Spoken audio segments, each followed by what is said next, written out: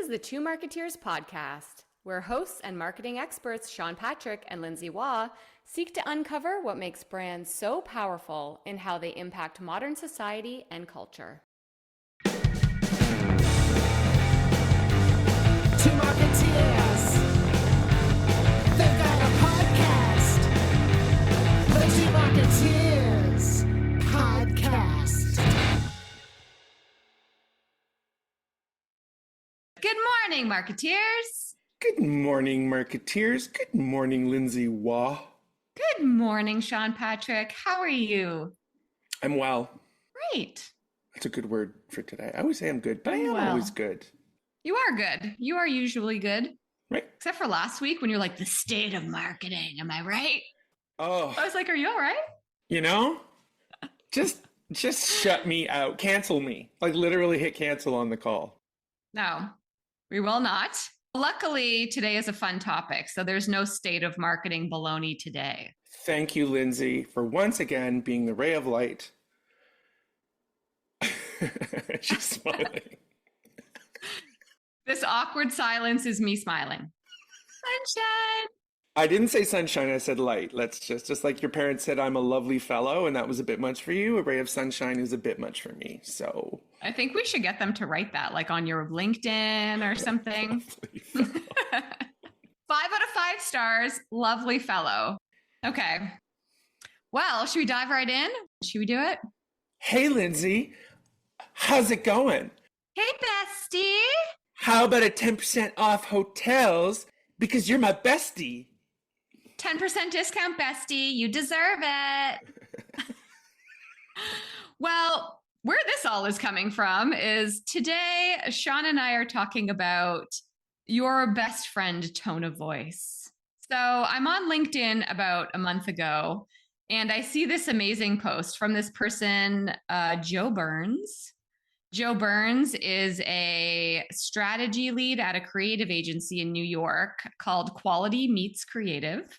Brilliant. And not like quality meeting, like quality as in like the meat you eat. Prime cuts. Yeah. So I'm already obsessed with that name. So I'm checking out this LinkedIn post by Joe Burns, and I'm just going to read it to you so that you can know the context of it. It says, "Hey, bestie, is it just me or is every brand trying to be your cool friend trademark these days? You know, that quirky, irreverent, overly online tone of voice." Overly online. I love that. The one that used to feel fresh, but now feels copy and paste job across all categories.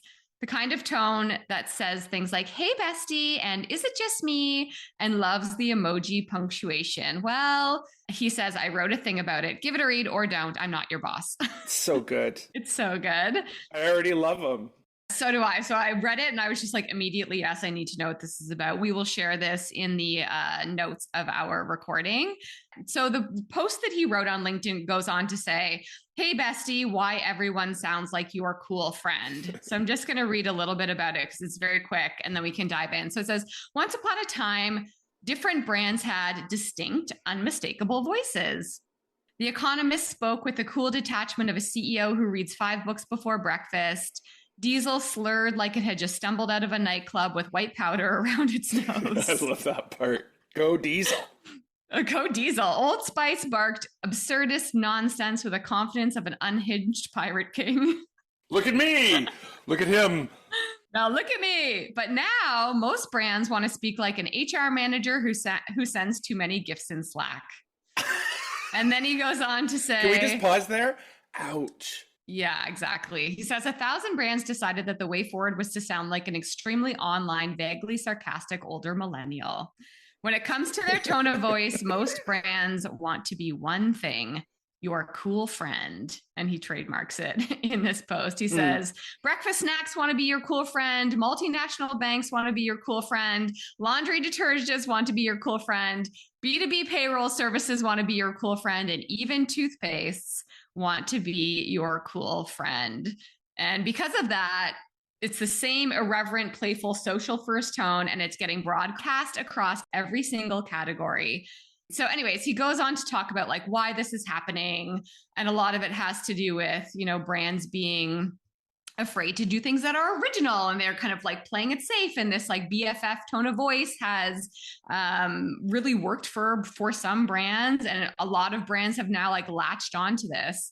So as I was reading this, I was like, it's so true. Like oftentimes during what Sean and I do in the beginning of a project, which would be like a discovery session, I often bring up with them like different types of archetypes of brands and like talk about tone of voice and who you want to be. And like, if you were a celebrity, who would you be? Or if you were a car, what type of car would you be? Like all of these different kinds of questions to help understand what kind of tone their brand is. And so many times people want to be the nice Canadian guy. They want to be Ryan Reynolds. They want to be your best friend. They're like, we just want to be an ally. We want to be an ally to our consumers and always be there for them. And so a lot of brands respond in that way, which would take a lot of brand development down this like BFF kind of ally tone. So because I read this and I had been seeing it so much myself in the last probably, 10 years of work, and Sean is such an expert in creative and tone of voice and like developing brands personality and like things like that, I was like, this is a perfect topic for us to talk about. Yeah, I loved it. One more thing, as I kind of went further into this after I shared it with Sean, there was another article that I stumbled on by a creative agency in the UK called Sonder and Tell. Mm-hmm. They also get into this topic, and their article, which we'll also share, is called Bestie, Can We Chat? XOXO. BFF Marketing as Presence Over Performance. So there's actually like some really interesting content online about this topic. So we're going to discuss it today. Yeah. What do you want? I did no work for today. I love it. Lindsay did all the homework, and kudos to her. Do you have questions for me? Because all I can do is vehemently agree with all of it. Well, all I can say is that I distinctly remember when this first happened to me. So I used to work on a major retail brand. Ooh. I was at an agency and responsible for like the brand development and like creative campaign strategies for this major retail brand. And their very smart CMO said to us, like, what we want to be is the ally. We want to be a friend. Like, we want to be there. And in all the ways that we stand up our marketing, whether it's campaigns or social media or whatever it is, like, this is our position and who we want to be.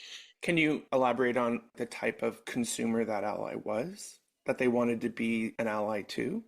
Yeah. It was families, moms specifically. Okay. Families who like needed to try and make it happen. So like budget and time pressed families.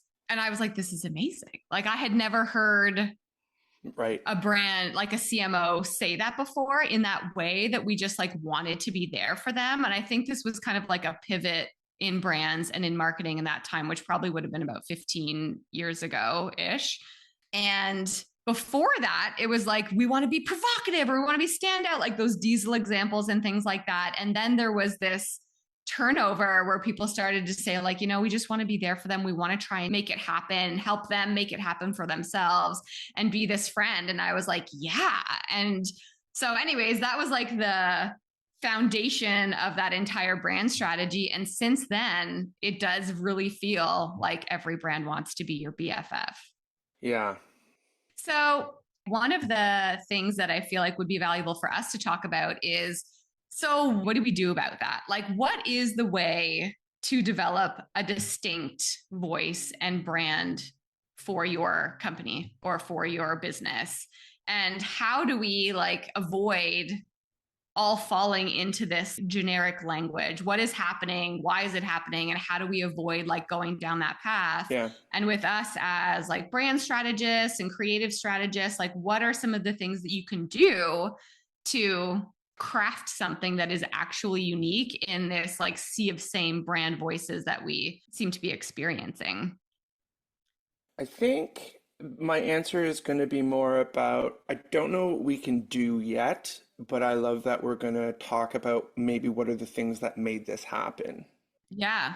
And as a person who did a lot of writing as part of my job, I can tell you wholeheartedly that I've done that, right? That sort of overly familiar is what I call it. and that cheekiness. And I didn't love it because I felt like an imposter because that's a millennial thing, that sort of BFF. Yeah. And I'm not trying to polarize, but it was like this BFF thing was something I never experienced. So I'll try, but to be quite honest, I would be more around, okay, that irreverence happens by someone who is authentically irreverent, right? So it'd be like, oh, you got to find that influencer, got to find that writer. So that was a bit of it. But I think if I had to kind of pinpoint it, to me, it's really this idea of like, love what they did, want to do what they did, but we only have this much time. There's an emulation. And the metaphor I use often is the marketing industry is like, if you've ever had a kid in sports, for me, every kid started with t-ball or you started with soccer. And watching the first time, like you're so excited, you're a parent, this is your first kid that's going to do this. And then you just laugh. And it's literally this herd of little kids who don't know what they're doing, who are just all chasing the ball, right? And it's so cute. So true. It's so cute. And it was this funny observation where I was kind of, being objective, where I'm sort of like, I just hope they have fun. Ironically, my eldest was quite an athlete later on. And it was the polar opposites. When she got to like elite volleyball, she really learned that this has nothing to do with where the ball is. This has to do with where you are in preparation for when the ball comes. So it's very Wayne Gretzky, right? Ooh. Where the puck is going. So I think you've got your copycats, right? You've got that whole sort of, and I think our guy who wrote that original thing said something like that, like it's a copycat kind of approach. Yeah. And it's become the default because of what I think the tone of voice that social media has created. So do you think that when you talk about like the time pressure, being time pressed, do you think people just don't have the time to develop their own unique approach? Yes, they think they don't have the time. So they're just like, let's do that. Yeah, it's totally executional. There's no strategy. There's no time for that now. Yeah, because I do think when it comes to time, there is like a critical step being missed in between brand strategy and where we go to talk about like, what do we sound like? So it's like, we have our brand strategy. We know who we are. Now we know where we need to go, but it's developing what you sound like is so critical not to fall into this trap. And I think oftentimes these days, because of time and a lack of knowledge that perhaps that needs to happen, like that just doesn't happen. Yeah, and I'll flip to the consumer side because I felt like when you shared the Joe Burns thing, it actually impacted me more as the consumer than a marketing expert, because it was like all I could visualize is my email, my unread emails every day, and the list of emojis, anything that starts like it's talking to me. Hey, Sean, because that's how they speak on social media, doesn't mean I will receive it well. Yeah. Well, I think that actually that Sonder and Tell article kind of sums it up perfectly, what you're just saying, where they say, here's the thing, like real life friendship isn't about sounding close, it's about showing up. And if your BFF marketing is only tone, it's all noise. Beautiful. Like a fake friend who hypes you up in the group chat, but ghosts you when it matters. One-dimensional, one-sided, all gas, no substance. Consumers see right through it. And let's be honest, they're not totally wrong. These BFF personalities are sales driving marketing tools, but that doesn't mean they can't be more sincere, rounded, or authentic too. So I think that Sonder and Tell article gets into like different types of BFFs that actually kind of like are effective when they're made distinct in how they stand up. But I think what they're saying is totally true. And that's exactly why you're scanning your email and like zoning out immediately, because you think it's all talk and it's all the same and it sounds very generic. And like, what have these brands done for you lately other than a subject line with an emoji in it?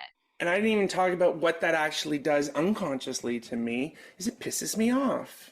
I mean, try being a millennial female. Like around Valentine's Day, you should see my inbox. It is so tone deaf. You need to understand different roles and different responsibilities and different measures of value between two very clear kinds of messages, a selling message and a brand message. Every message, I was having this conversation very passionately in my house the other day. Everything that you do with your brand, whether it's a coupon or a promotion or a free sample or a partnership or a beautifully crafted cinematic video spot, they are all deposits into your brand. It does not matter. Yeah.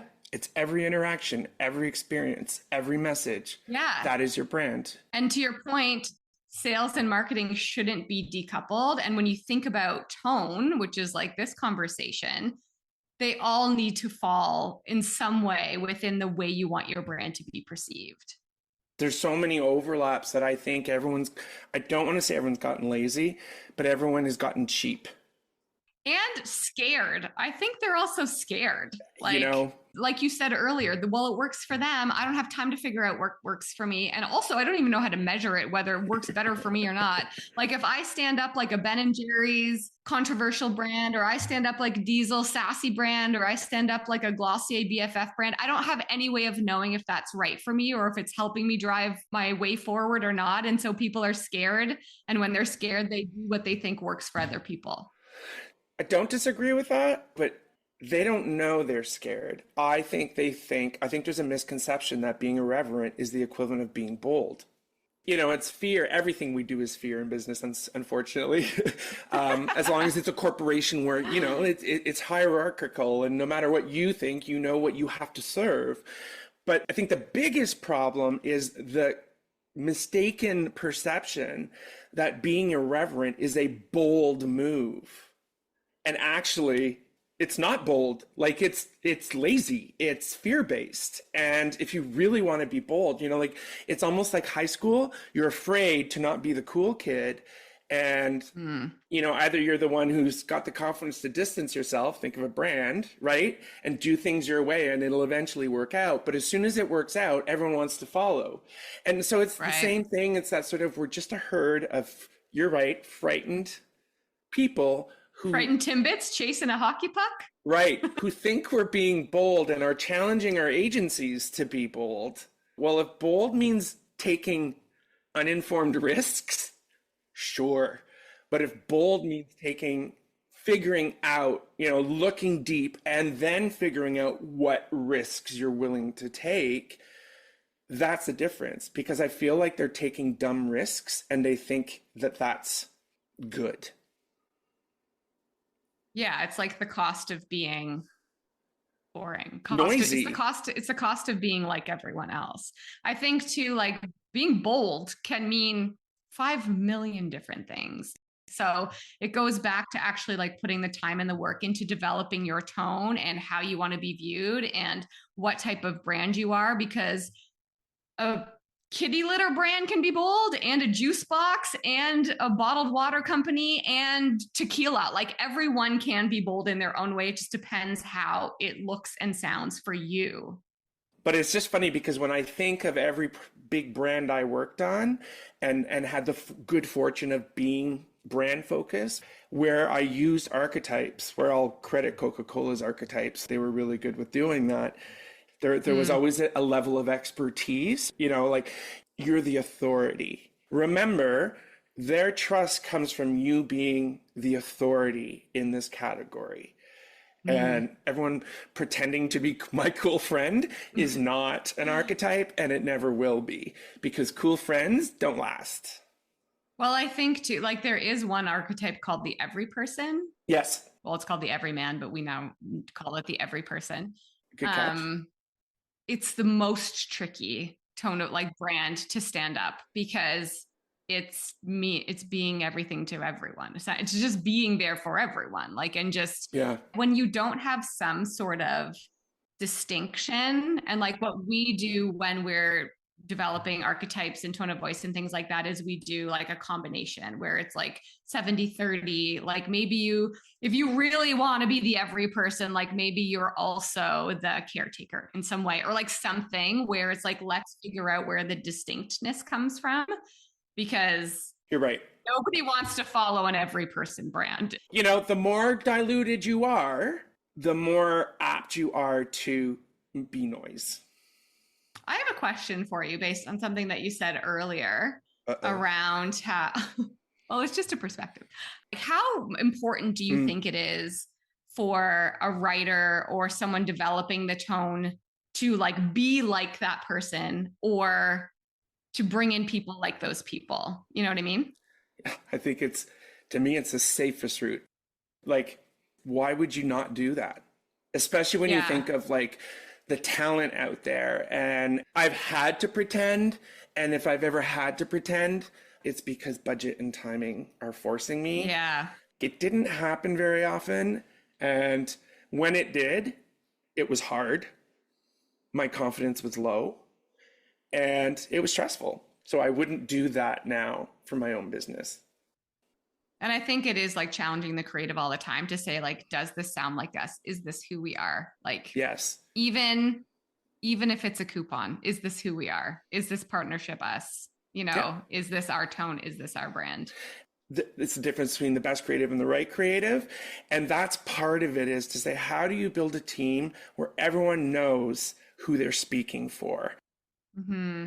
Well, great chat, Sean. Thank you so much for your point of view on tone and brands. Thank you, Lindsay. A great conversation. Yeah, when we share these articles too, you'll see in the Sonder and Tell one, they talk about how like maybe BFF marketing isn't wrong. It's also just how you do it. They have some really interesting voices that they've developed in there. So go and check those out.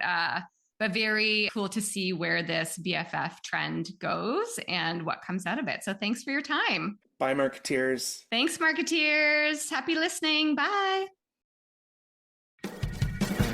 Thanks for listening to the Two Marketeers podcast. New episodes launch every 2 weeks. Find the Two Marketeers podcast on Apple Podcasts, Amazon Music, or wherever you like to listen. And be sure to rate and subscribe. Listen on our website, thetwomarketeers.ca, or you can ask Alexa to play the Two Marketeers podcast. Want to keep in touch? Follow the Two Marketeers on LinkedIn or at Two Marketeers on TikTok. We've always got something to share.